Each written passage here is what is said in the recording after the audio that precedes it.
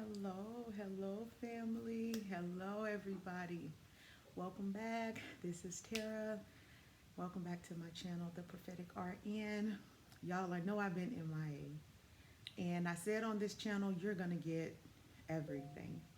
So I'm just going to be transparent and say that this week has been a bit of a struggle. I don't know why. I don't know the reason behind it, but it's like the enemy has been fighting me to put out this word. And it's crazy because it's a word, but it's also in reference to mental health. And I was actually falling asleep. I do believe it was Sunday night. And the Lord began to speak to me about this particular word. But y'all, when I tell you it has been a struggle, it has been a struggle. Like these last few days, the warfare has been unreal. And I'm like, Lord, I don't know what it is. I don't know why the enemy fighting me so hard. And it was the same today. I say, but you know what? I'm pushing through today. I'm pushing through today, and I am gonna get this word out. I'm gonna get this word out. It's something that resonates personally with me. A lot of these words will be, because like I said, God uses me to help people through my own story, through my own life. He uses me prophetically to do those things. And this one about self-image, maybe it's because the Holy Spirit like unlocked a lot of things that I had kind of suppressed, I guess the feelings of it or whatever. So because growing up, when it came to self-image, everybody always, was like, oh, you have so much confidence, you have so much confidence. And I did, but I couldn't explain it. I've had people ask me, how do you have so much confidence? Because of course, when people think you're plus size, you're a big girl or whatever, you're not supposed to have confidence. And I used to tell them, I don't know, from the kindness of strangers, is what I used to say all the time. And what I meant by that is that it was the world that spoke life into me. It was just random people that spoke life into me. We didn't have that kind of environment at home. We didn't get the positive affirmations. We just didn't have that kind of family life, as I think a lot of us didn't. And so a lot of what I received came from strangers, but it wasn't until, me getting closer to God and Him explaining to me and showing me, He was like, that wasn't random. I sent those people to you. I sent the people to tell you that I was with you. I sent people to tell you that there was a light in you. I sent people to tell you that you were beautiful. I sent people to tell you who you were in me. And this is true. Like, I could be sitting in a restaurant minding my own business, and somebody will come up and say, God is in you, or God is with you. There's a warm glow around you. And I've heard that. I still hear that. I still hear that. I mean, up until, I didn't know until now that it was all purposed. I didn't know that that's who God created me to be. I didn't know I was born with these gifts. Yes, I used to just know things as a child. Yes, and they were true. And yes, I would hear things, but I didn't know it was God. I didn't grow up knowing that. Like I didn't have the environment where you saw that. So I didn't know. I just, y'all, I know. So it was almost like, well, I ain't gonna say almost, like it was like, wow, my home life and other things was distorting my self-image. God was sending in His angels to remind me who I was in Him. And so I know if He did it for me, He does it for you. It's just that we tend to believe the bad over the good. And God is saying that no, He needs you to remember who you are and who He created you to be. He needs you to not let self-image keep you from Him. A lot of us, the self-image is what hinders us in every area of our lives.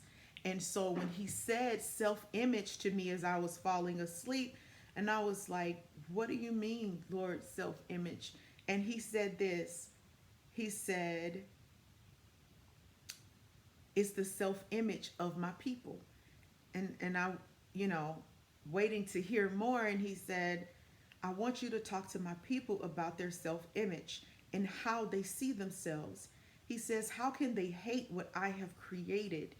That really touched me, because I don't think we put enough thought and emphasis into God created us. Like, we weren't random. We can look at our parents and say, oh, I got my mama nose, I got my daddy eyes, I got my this, that, and the third. But do we ever sit back and think that God created us? Like, he chose everything about us, and he did it for a reason. He did it for a reason, because he needed your life to be a certain way to represent him. He needed you to be a certain way to represent him. He needed you to endure some things to represent him. Now, I've said this before. When I talk about my past, when I talk about my life, I'm not blaming anybody. I'm not throwing shade. I am not doing any of that. I am using my life as a testimony, as God has asked me to, as God has purposed me to. You know, I wasn't always down for that. I was like, Lord, you know, my business is my business. And, you know, we were programmed that way. And I think because of it, it has distorted our ability to communicate, period. And then, you know, we don't talk about the things that we endured. Well, when I had somebody speak to me prophetically, and this lady didn't know me, she said, you have a story. And God is going to use you to heal other women. He's going to use you to heal other men who've been through what you've been through. And for the life of me, I'm like, what I've been through? And it was because I wasn't acknowledging it. I wasn't acknowledging the things, because I was more concerned about hurting the people that did it to me than what it has already done to me. Do you see what I'm saying? So we have these distorted images, and then we hold on to those things because we think, well, if it came from mama, daddy, brother, sister, cousin, auntie, uncle, it gotta be true. Well, I'm here to tell you it's not true. God is saying it's not true. He says that so many of my children feel undesired, undeserving, unloved, and unlovable, all based upon what they look like. And then he gave me the verse about being fearfully and wonderfully made. And that's in Psalms 139, I want to say verse 14. And how David was saying that he was fearfully and wonderfully made. And I started to like meditate on that. And you know, wonderfully, I get that part. And I'm like, okay, because I'm wonderful, I get that part. But fearfully, what does that mean, Lord? And I just started to think, if I was creating something with my own hands, I'm going to be careful to make sure that I do everything right, because I want this thing to come out just the way I intended it to. So when the Bible says fearfully made, that means God took his time with you. He made sure that it's kind of like when you're creating something, let's just say you're a creative person, you do projects, and you're making something for a customer, you're making earrings. You want to make sure that everything comes out the way that you want it to, the way that you desire it to. Even if your craft is baking, you want to make sure that this cake, and the reason I use that is because when you watch these baking shows, there's a lot of work that goes into these designer cakes. And they're so very careful with placing things in certain places. It's not rushed. It is time consuming. And so when God says you are fearfully made, he is saying, I took my time with you. I took my time with you. Like, I didn't rush that thing, because I wanted to make sure that I needed you to have everything that I need you to have, okay? I want you to have. We get so busy comparing ourselves to other people. I have done it, you do it, we all do it. But God says no. Stop worrying about your self-image, because if you could just see you like I see you, if you could just know what I put into creating you, that means his heart was into creating you. When you're creating something, it's done with respect. It's done with dignity, because that's your work. So God is like, how can they hate what I created? God had to tell me that. At one point, I was so obsessed with losing weight. And I'm like, God, I hate this, I hate that. And one night I was falling asleep and he said, how can you hate what I created? That was a couple of months ago. And he was like, if you would just do the things that I've asked you to do, everything else will fall into place. Don't focus on the weight loss. I created you. I know what's in you. I know what you're capable of. But I always say, the Lord didn't give me no flat stomach because he know I was going to cut up with it. I know that he was like, Jesus, we not going to, because the Bible tells us Jesus speak on our behalf. So I know he spoke on my behalf. And he was like, Daddy, I think we should really just give her some abs and everything. And God was like, no, she don't need no, she ain't ready. She ain't ready for the abs. We got to work them in later. Because if we give them to her right from the beginning, see, the Lord knew. He knew I was going to be out there cutting up and showing out. He knew I was. He was like, nope. We're not going to give her no abscess. We ain't even going to give her just a little pooch. We're just going to make sure that, she got, because she already thinks she all that. I know my child. I know how she going to be now. Because you hush now, because I created you. Remember that? That's what he had told Jesus. And Jesus was speaking on my behalf because he knew that I would want that flat stomach. But God was like, she can't have that right out the gate. Because see how I already had got her? Look at her all pretty and everything. And then if I go ahead and get her these abs and this flat stomach. See, Lord knowed I was going to show out. I ain't going to lie, y'all. It was going to be crop tops and camel toes everywhere I go. And the Lord knew that. So that's why he just, he was like, we're going to make her a little fluffy. Yeah, I think go with fluffy. We're going to do fluffy. That's what the Lord had did for me. You know what I'm talking about? But it didn't matter though, because I still was fly. It didn't even matter. I just still was fly. But let me get back to the subject. God took his time with us, and he knew what to do, how to do. I mean, I laid in the bed and I was like, I wonder what are some of the things that God, just to look back over my life, and the things that I've endured. And I'm like, I can hear God is saying, we're going to give her a lot of resilience. Let's give her some resilience because she going to go through some things. Let's give her some tenacity because, I just want it to where she don't ever just give up. I want her to just be a go-getter. Let's give her an abundance of love. Let's make her strong, but not so strong that she can't be humble. Let's give her some compassion because I want her to be able to feel what other people feel. Let's give her a little bit more of this than that. God took his time with you. And then you have the audacity to not look in the mirror and thank him. To not look at your life and thank him because you going to believe what they said about you. Baby, let me tell you something. I done been through some stuff. And I've had some people say some horrible stuff about me. And it's three things in my life as a child that I remember that kind of distorted the way I saw myself. And if I get emotional telling this, that's because, and I asked God, I said, God, you said I was healed from all this. So why do I cry when I tell my story sometime? And he said, you don't forget how it made you feel. The healing is that you react to it differently and that you are strong enough to share it with the world. See, that's what our pain is for. Our pain is to share it with the world so that we can help somebody else, to let somebody know that you ain't the only one been through some things. Now, see, let me tell you what also the Lord taught me. When people hurt you, it's because somebody hurt them.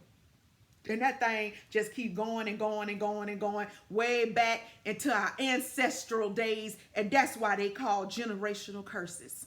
Well, it stops here. It stops here because I'm breaking them curses today. I'm breaking these curses today where loved ones say words to you and they feel like, you know, that whole thing when we were growing up, sticks and stones may break my bones, but words will never hurt me. That's a lie. Words hurt, and it distorts your self-image, and it makes you think that God had to have made a mistake, because if not, why all these people are against me? Why do they say all these bad things about me? And there's 3 things that I remember, and it's amazing because growing up, now one thing my mama did was dress us, big or small, okay? She dressed us. She made sure we looked nice. She dressed us. But that came with a price, okay? Because many a times my mama have ordered clothes and we had to try them on. That was our thing. JCPenney and Sears, baby, that my mama helped build them. We should have stock in the company. Because I'm telling you, but it was one particular time. Now, let me just say, whenever it was time to pick up packages, I used to pray, I ain't lying, that wasn't nothing there for me, because the experience was not always good. Okay, so, but this one time, and I know plenty of times, my mama done ordered, and plenty of times I done tried on stuff that fit or didn't fit. But this particular day, and I'll never forget it. I'll never forget it. Like, it really, really hurt me. My mama had ordered this dress. It was kind of like a little shirt dress, and it had like a band that fits around, like around the knee, but it was like a shirt dress. And you know, in the magazine, you know, little Susie, I'm just making that name up, little Susie had it on, and little Susie was like a up and down. She had no curves or nothing. Little Susie didn't have but Tara, now was a chubby child. Now it had hips and butt and everything, and it did not look like on me how it fit, but it did not look how it did on little Susie. Little Susie was lost in it, but you could absolutely see me in it, you know. So I just remember, and it was really cute. I'm not gonna lie. I remember it had a Dalmatian on the front. It was white and it had black, red on it. You know, to blend, to make the Dalmatian. It was very, very cute, and I thought it looked good on me. I really did, but my mama didn't think so. And her face, the look on her face was so angry and so disgusted. Like, if she could have threw me in the dumpster, you know, she would have at that particular day. Like, it was. I ain't gonna never, I could see it. Like, she was disgusted, and then she began to pull the garment. I was still in it though. I guess like in a attempt to stretch it, but she was pulling it and she was snatching me, pulling me forward and pushing me back and snatching me.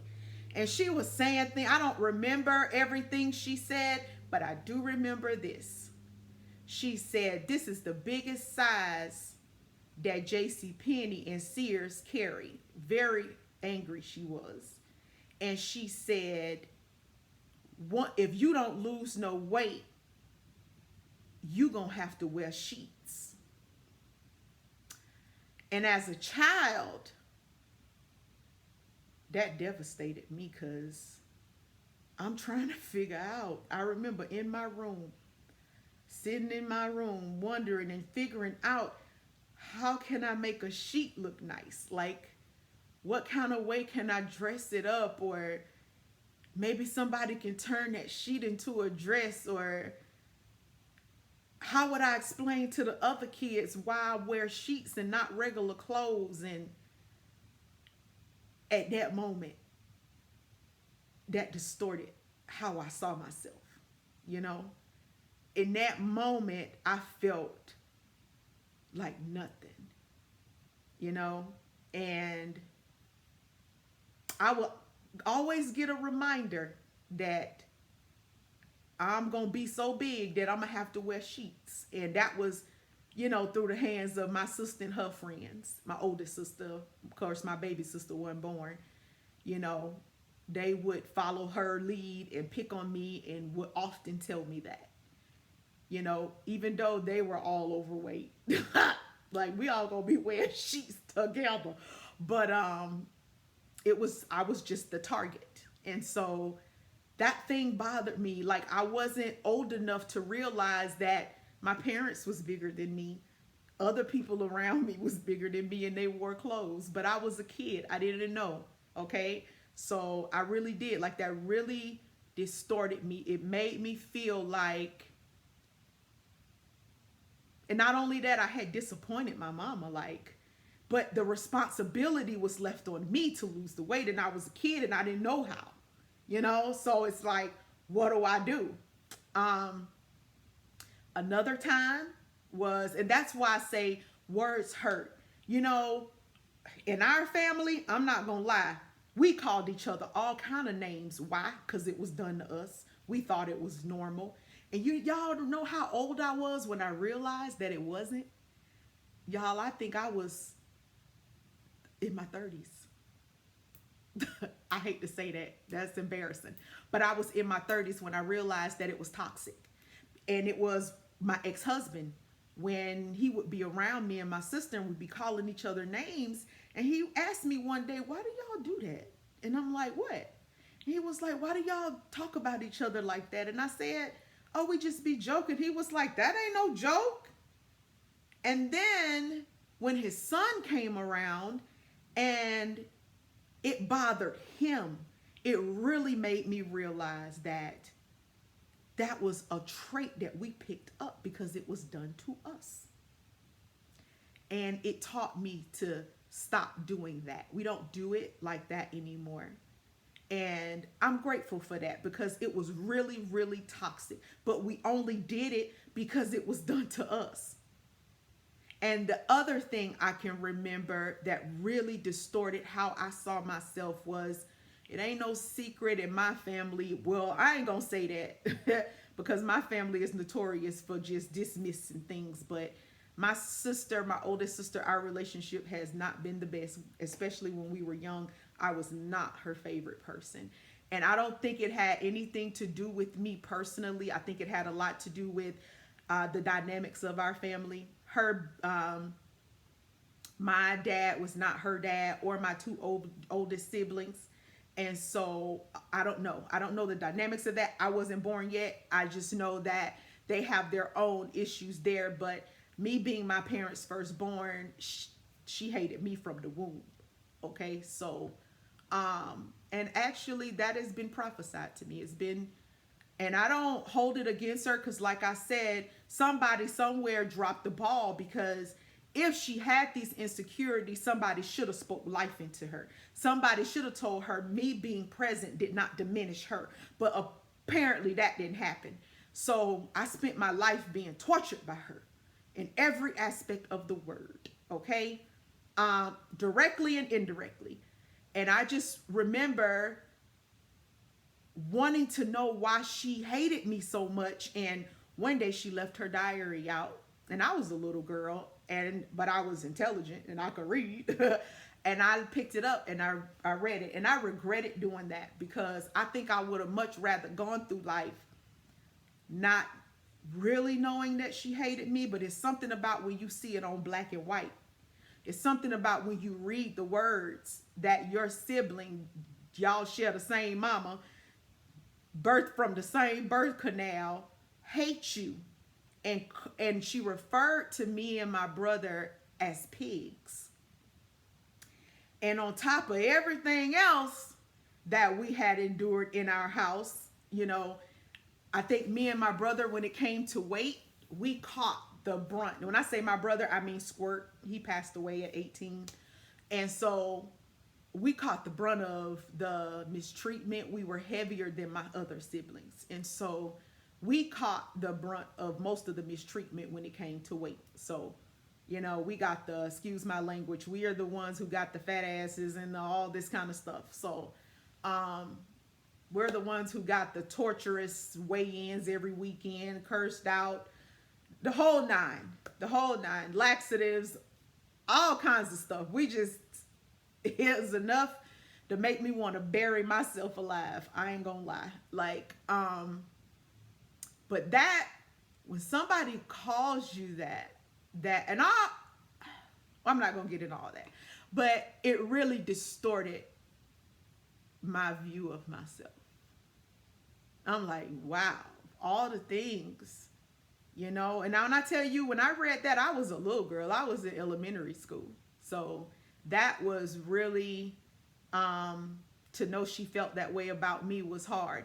And I overheard a conversation not too long ago, actually, when I went home for Christmas. I think her and my youngest sister thought I was in the room, but I wasn't. I was in the living room, and I heard them. She was expressing how she felt when I read her diary, but understand, I was a little girl, okay? And all I was doing was trying to figure out why she didn't like me. And I thought maybe I did something, and I didn't read it. I didn't expect to see that, but I did see the word hate. She hated us, and that we were pigs, and we were Ed's kids, which is my dad, and she hated it. Okay, so that was another thing that distorted my self-image. I couldn't unsee that. I couldn't unsee looking in the mirror and seeing a real live human pig. Okay, and another time, and like I said, hurt people, and I'm not in a way pointing fingers, but this absolutely is my story. And the last time there was times me and my brother, we would go out of town with my dad. And this particular time we had went up home, which is what they call their hometown. And we had gone to his dad's mom's house. And although my grandmothers wasn't living, my great-grandmothers were. And so this was my first time that I can recall meeting my great-grandmother on my granddaddy's side. And so we walk in, and I remember seeing this pretty bright-skinned lady sitting over in the corner, and she was saying, "Oh, look at my baby," and there she goes, and she pointed up to like a shelf or a mantle or something, and there was a baby picture of me sitting there. And so there were other people in the house. It was quite a few people. I don't know if this was a holiday. I'm not sure. But it was quite a few people there. And, you know, family just began to chime in and was like, yeah, look at them now. They've gotten so big, as in saying we've grown up. And I think my dad was instantly embarrassed, because I think he thought they were saying we were big as in overweight, as in fat. And so he says in front of a room full of people, yeah, I don't know what costs more, to feed them or run my tow trucks. And me and my brother, we just looked at each other. Like, if there was ever a time that I was humiliated, if there was ever, and everybody was just laughing, like it was so funny to them. But it really, I think the part that hurt me is that I can see the hurt in my brother. Like his facial, I ain't gonna never forget that. His face was so hurt. Y'all excuse me. His face was so hurt because as children, although we were chubby kids, my mama used to say this to the doctors all the time, like, my kids aren't big eaters, so I don't understand why they gain weight rapidly the way they do. But of course, back then, no doctor wanted to work on the metabolic reasons. They just want to say, oh, they got to stop eating. Well, how much less do you want them to eat? And so, just being a nurse now, I know a lot goes a lot more goes into weight gain than just what you consume. So, and knowing that we weren't big eaters and we were kind of confused by it, but like I said, we were embarrassed and we was humiliated. So, you know, so let's backtrack. I was told I would have to wear sheets. I read that I was a pig. And then now I'm being compared to a tow truck. So can you imagine what that did to my self-image? And it took a lot, and that's not count. Oh my God, there's so many countless of other negative things that was said and done to me throughout the years. And like I said, a lot of it just came from my sister's disdain with me. And it's only, like I said, somebody dropped the ball with her and she took it out on me. And she was kind of like the ringleader. So whatever she did, everybody followed. And so since her major issue was with me, it was that way with everybody else. So I got it a lot. And God had to actually show me that. He had to actually show me, like, you got a lot more of the negative comments and stuff than the other children, which is, you know, somebody got to be that, I guess, in a family, and that was me. And so it did. Nobody could tell as I was getting older that it distorted my image, because, and I don't know why this was. I don't know why this was. It couldn't have been no more than the Holy Spirit himself speaking into me, because whenever I look in the mirror, I didn't see what they call me for whatever reason. Now, I would think on those things a lot, but for whatever reason, God always sent somebody to remind me that I created you. I created you and I love you, and you are so very beautiful, and you do not have to answer to what they call you. And I'm saying that for every negative and derogatory thing that was ever said to you, you don't have to answer to what people call you. You don't have to answer to the enemy when he says these things, because I know now that the enemy was using my mama, my sister, my dad, my brothers, whomever, to try to stop what God was doing in my life, to try to diminish me, to try to silence me, to try to just distort the image of how I saw myself, that I would never sit in front of people and tell my story, that I would never be this open and this confident in who God created me to be. But when he said he fearfully and wonderfully made me, baby, not you, them, and nobody else gonna stop the glory of the Lord on my life. You ain't gonna stop my fire. You ain't gonna stop. You not gonna stop my beauty. I'm still gonna step like I always stepped. And when I step in the room, guess what? I'm still gonna shut it down, because that's who God created me to be. He gave me this confidence, and ain't a devil in hell gonna take it from me. And I'm saying the same thing for you. What God has done for you, through you, in you, can't nobody take it from you unless you give them permission.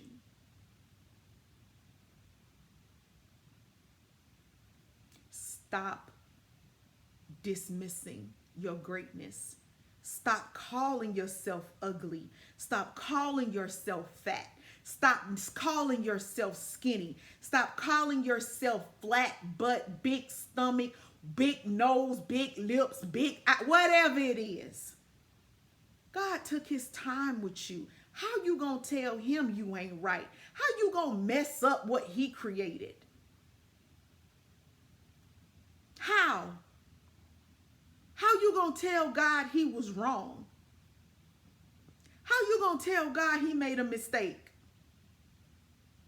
You don't get to do that. And the world don't get to make you feel like you're not enough. The world don't get to make you feel like God says we're his masterpiece.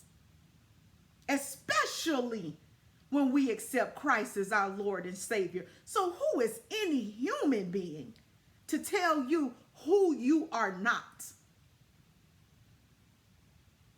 And for all of those negative things that has ever been spoken to me, and yep, I suppressed them most of my life, and maybe that was God's intention for me to suppress it and just live the best me, because I've always been complimented on my style or my looks or my whatever. Because see, what you tried to do to me was destroy me, because you let the enemy attach himself to you. He had himself a little imp, and that imp tried to destroy us. But God says, even in your darkest places, he can bring you out into the light. Even from your darkest places, every seed started in the dark before it hits the surface. So I don't blame the things the people said to me, because without the negative, without the bad, I wouldn't be who I am today.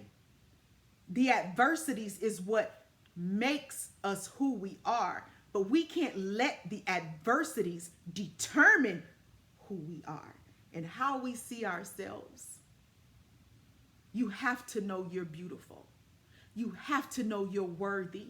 You're worthy to be loved. You are worthy to be respected. You are worthy to be admired. You are worthy of everything that God has for you. Don't let what somebody else say about you change how you see you. Baby, I'm going to need you to get up and show up every single day. You know, when I worked in this facility here not too long ago, a couple of years ago, they did everything in their power to destroy me. But even if I had to cry all the way home, baby, when I stepped back in there the next day, I stepped in there knowing who I was and who God created me to be. You can't take my joy, devil, unless you give him permission. And I don't give you permission. So God is saying, don't let what the world says or what other people say or have said about you change the fact that he fearfully and wonderfully made you. You're his. And if you can't see it, nobody else is going to see it. So you need to cast down all of those negative things. You got to put the work in, because that's what I had to do. I made a list of everybody that hurt me and everybody that I hurt. And I had to ask for forgiveness and forgive others, because I needed a clean slate. I needed a clean slate. Stop thinking the things you say to your children don't hurt them. That's a lie. Stop yelling and screaming at them all the time. That stuff, it diminishes them. It distorts them. You knew how it felt when it was done to you. Why would you do it to somebody else? My nephews that have been around me, they have never experienced that from me. Because they never will, because I know what it's like. I know what it's like to be disregarded, minimized, destroyed. I know what it's like to have your parent look at you like, dang, they wish you were somebody else and not you. Dang, I wish you wasn't born, is how it made me feel. And even though they may not have felt that way, that is how you made me feel. And that kind of stuff destroys a child. It destroys their self-image. And let me tell you, don't think because your parents are older, you are older, whatever, that you have changed. You ain't changed. You ain't changed unless you ask God to change you. Because I had to do it. And everyone else that has a relationship with God had to do it. But you less of a person, if you could look at a child, and yeah, I'm a bit angry, and you can call them out their name, and you can make them feel ashamed, and you're always throwing their weight up in their face or their hair or their looks or their whatever. I'm a product of you. Do you hate yourself?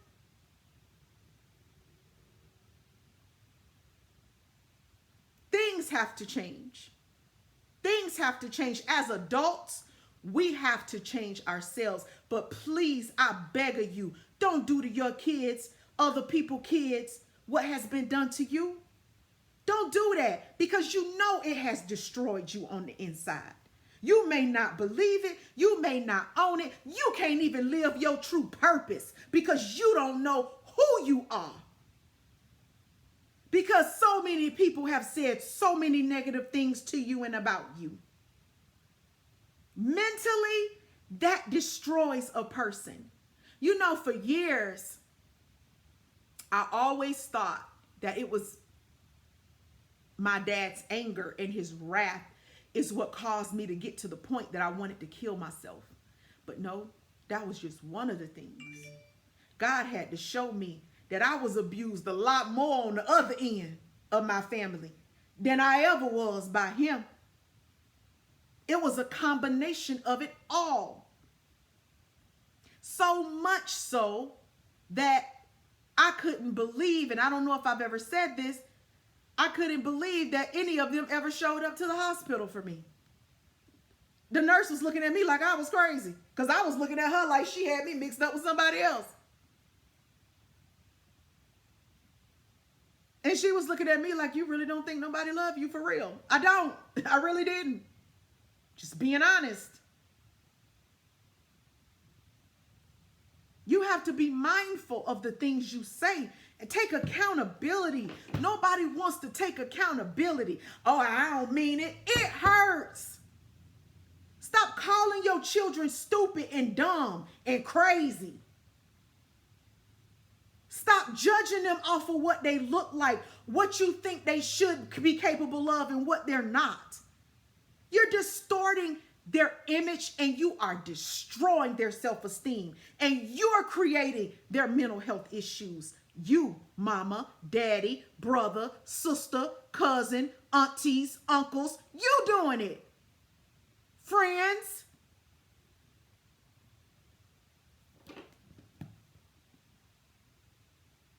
If you are an adult and you can't look in the mirror and see how beautiful you are, then I challenge you to take it to the Lord. Lay it at his feet and let him heal you, because it just comes from everything that you've ever been through. The Holy Spirit said this: I create everything to perfection. And I can see, as he was saying this, I could see him in the spirit, and he kissed his fingers like, you know, like when people do something like magnifique. That is what I saw. And he says he makes everything to perfection.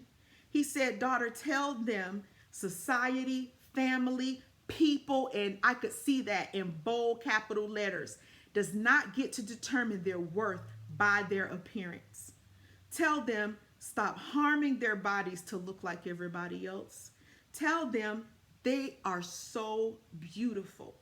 Tell them, daughter, they are so well formed and they are absolutely perfect beauties. He says, I did that.